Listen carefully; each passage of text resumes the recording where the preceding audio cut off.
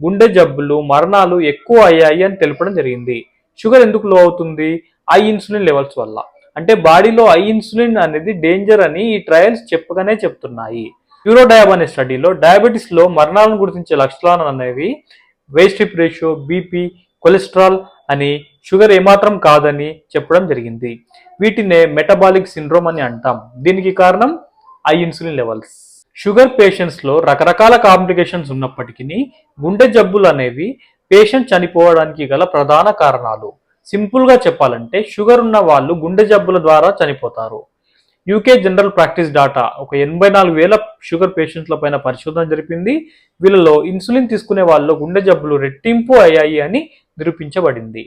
Quebec study అని hyper insulinaemia అనేది గుండె జబ్బుకు ప్రధాన కారణం అని తెలిపింది.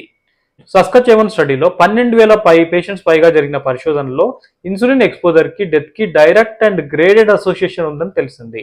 హై ఇన్సులిన్ తీసుకునే వాళ్ళ లోపల ఇన్సులిన్ తీసుకొని వాళ్ళతో కంపేర్ చేస్తే stunning 279% high risk of death ఉందని తెలపడం జరిగింది.